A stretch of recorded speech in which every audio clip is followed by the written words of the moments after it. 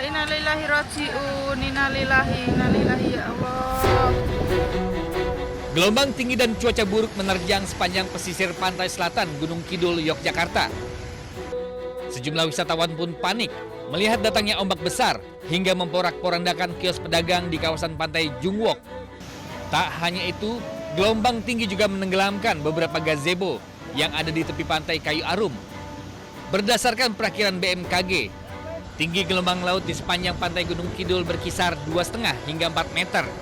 Dan ini termasuk kategori tinggi, sehingga tidak disarankan bagi wisatawan beraktivitas di tepi pantai, baik berenang, jalan-jalan di tepi pantai maupun melaut bagi nelayan. Peringatan juga dikeluarkan Koordinator Satlimas Rescue Istimewa Wilayah 1 Pantai Wedi Ombo, Sunu Handoko Bayu Sagara pada Senin lalu. Ia memperingatkan tinggi gelombang akan terus meninggi hingga 5 meter. Bahkan cuaca buruk dan gelombang tinggi ini akan terjadi hingga Kamis malam sampai Jumat siang. Sementara sejumlah pedagang sudah mengungsikan dagangannya sehingga kerugian material bisa diminimalisir. Tim Liputan iNews melaporkan.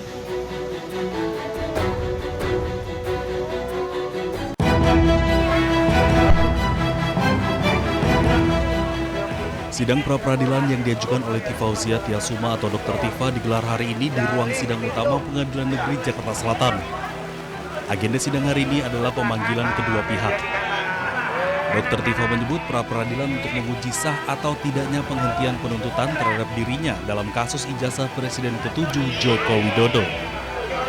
Juga ingin luruskan bahwa masyarakat Indonesia itu supaya tahu ya bahwa saya memperjuangkan keadilan termasuk utamanya kebenaran terkait dengan polemik ijazah ini sudah dari sejak tahun 2022. Bukan baru kemarin, sudah 4 tahun. Dan hasil dari penelitian saya sudah saya bukukan, sudah saya publikasikan, sudah saya seminar-seminarkan. Jadi pekerjaan saya sebagai peneliti di sini sudah selesai. Lalu untuk itu maka saya harus mendharma baktikan ilmu saya untuk urusan-urusan yang jauh lebih penting untuk saat ini, urgent. Tetapi persidangan ini tetap saya hadapi. Sebagaimana diketahui pertanggal 23 Juli 2026 lalu, Dr. Tifa tidak lagi menjadi terdakwa karena perkaranya sudah dinyatakan batal demi hukum oleh Hakim PN Jakarta Timur melalui putusan Sela. Bahkan berkasnya pun sudah dikembalikan ke Kejaksaan. Namun demikian, 3 hari kemudian Kejaksaan membuat dakwaan baru. Sidang pembacaan dakwaan baru rencananya akan digelar besok. Dari Jakarta, Tim Liputan iNews melaporkan. Yang di pengadilan itu harus sesuai dengan aslinya. Di bukti surat. Bisa secara hukum bisa ya. Bukti surat ketika saat berperkara tanpa adanya asli yang dibawa atau disamakan fotokopi antara fotokopi itu berlaku. Boleh.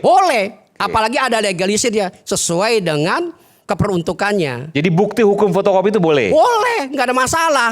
Bentar Mas Aiman. Ini tadi dulu. Saudara yang jawab dulu. Saya menyelesaikan dulu ini. Ini tadi. Saudara stop dulu. Bapak lihat dan dengar enggak? Sabar dulu, Pak. Sabar dulu. Kopi ini bukan data. Saudara ada legalisirnya. Saya kasih tahu. Bapak lihat enggak? Bapak dengar enggak? Kamu dengar enggak? Dan mata bilang. Tadi itu enggak. Tadi itu fotokopi. Enggak ada legalisirnya. Tunggu dulu dong. Dulu. Aduh parah ini. Kamu ngerti enggak hukum itu? Parah. Bukan parah, kamu yang parah. Oke, Pak. Fotokopi ditempel oleh kantor pos maupun sesuai dengan legalisir. Tadi nggak ada legalisirnya, Pak. Itu adalah bukti surat yang sah. Nggak bisa kata tadi nggak ada legalisirnya. Terus kedua, saudara meneliti jasa hak orang lain. Dia nggak dengar, nggak lihat lah, parah. Ada izin nggak? Ada sertifikat penelitinya nggak? Mundur. Menteri Koordinator Bidang Politik dan Keamanan Jamari Caniago mengungkap luas hutan yang terbakar di Indonesia hingga awal Agustus 2026 mencapai lebih dari 107.000 hektar. Jamari memaparkan ancaman kemarau ekstrim ini menuntut penanganan ekstra cepat dan terukur dari seluruh pihak yang terlibat di lapangan. Ia berharap seluruh tim gabungan dapat menahan laju perluasan area terbakar melalui pengerahan personil secara masif. Guna menunjang pemadaman dari udara, pemerintah telah menyiagakan puluhan armada. Tim ini siap diterjunkan ke titik-titik krusial. Dari daerah yang kita waspadai sebagai daerah yang paling kritis, ada 6 provinsi, juga muncul di daerah lain. Di daerah lain di luar yang 6. Kalau yang 6 kita pantau dengan ketat. Ada yang di luar nih seperti misalnya kemarin terbakar di Bromo. Itu sudah segera kita tuntaskan. Semalam sudah tuntas, mungkin tinggal 1 titik api saja. Kemudian di Jawa Barat juga sudah selesai di Gunung Gede Pangrango di situ. Itu pun sudah selesai. Kemudian di sekitar Rinjani juga ada, itu juga sudah selesai. Yang kita waspadai memang ada pada 6 provinsi itu. Itu adalah mulai dari mulai dari Riau, kemudian Jambi, Sumatera Selatan, Kalbar, Kalteng, dan Kalsel. Dan itu pun sudah kita kendalikan sampai saat ini. Beberapa laporan tadi yang disampaikan oleh para gubernur, para kepala daerah, juga sudah meyakinkan bahwa keadaan itu akan kita hadapi dengan cepat. Sebelumnya, Menteri Keuangan Purbaya Yudi Sadewa mengatakan pemerintah tengah menyiapkan paket stimulus pada semester 2 2026 untuk mengantisipasi dampak El Nino yang sudah mulai aktif sejak Juni dan berpotensi mempengaruhi berbagai sektor. Purbaya mengatakan Presiden Prabowo Subianto telah menginstruksikan agar stimulus tersebut segera disiapkan sebagai langkah antisipasi terhadap potensi dampak El Nino terhadap perekonomian. Sekiranya akan diumumkan kapan Pak untuk El Nino, stimulus El Nino? Diumumkan kapan kira-kira Pak? Begitu selesai ya kita jalan. Saya masih diskusikan sekarang. Ini kan kalau diskusi kadang-kadang nggak langsung sejam selesai. Beberapa lama. Kami sedang menunggu kementerian terkait mengundang kami untuk masalah kebijakan stimulus itu. Hingga kini pemerintah belum menetapkan nilai anggaran maupun rincian program karena proses pembahasan masih berlangsung. Purbaya menjelaskan Kementerian Keuangan masih menunggu usulan dari Kementerian Teknis sebelum stimulus tersebut diputuskan. Dari Jakarta, Tim Liputan Anyus melaporkan.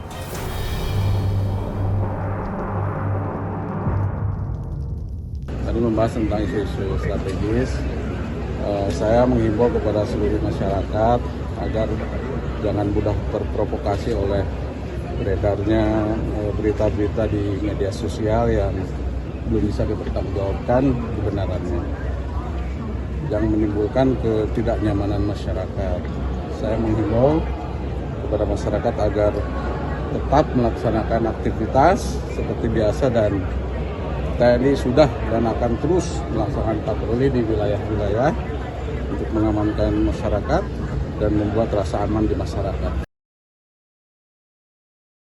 Jadi kemarin juga sebenarnya yang pertama buat laporan polisi itu adalah pihak kita. Karena kita membuat laporan polisi itu untuk membantu pihak keluarga, karena kan banyak tudingan-tudingan juga kepada keluarga yang ada menuduh keluarga menerima uang dan lain-lainnya. Jadi kita membuka laporan polisi agar peristiwa ini terang benderang dan tidak memunculkan spekulasi di tengah-tengah masyarakat. Nah, Bang Cikal, terkait dengan proses hukum yang sedang berlangsung ini, kami juga mengapresiasi atas keputusan Polda Metro Jaya yang akan melaksanakan ekshumasi dalam waktu dekat ini terkait dengan laporan polisi yang telah kita buat. Ini artinya apa? Ini nanti akan bisa menjawab pertanyaan masyarakat terkait dengan apa penyebab kematian daripada almarhum. Malah waktu itu Humas mengumumkan bahwa kami menunggu laporan daripada korban, apakah ini termasuk ada kejanggalan apa tidak gitu. Itu makanya itu lambat kan polisi karena tidak dapat LP dan lambat masuk ke penyidikan. Nah, kemudian ditambah lagi dengan keberatan daripada keluarga yang dulu yang tidak mau, yang sudah pasrah dan tidak mau gitu. Kan jadi tidak ada langkah ke depan lagi itu. Untunglah ini tadi Pak Fitra itu mau melaporkan, kemudian disusul dengan keluarganya. Dan kemudian saya tadi juga dengar dari informasi keluarganya, dan memang terlalu banyak kejanggalannya ya Pak. Misalnya contohnya begini ya, itu orang korban ditemukannya kan jam berapa pagi-pagi gitu ya. Itu kirim telepon ke sana ya Pak. Itu ngaku teleponnya si Pak Trimo itu. Itu.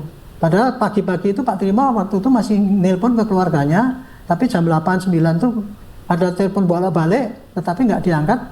Tapi begitu diangkat, Bu, ini Pak Trimo sudah meninggal. memberitahu gitu. Jadi oke lah itu diketahui ya. Tapi tiba-tiba kan kemudian disusul itu langsung jenazah tubuh dibawa ke rumah sakit langsung cepet-cepet langsung dikirim ke sana pakai ambulan. Yang pakai ambulan itu pun kemudian kan 2 petugas ambulan, 2 katanya petugas dari kejaksaan kan gitu.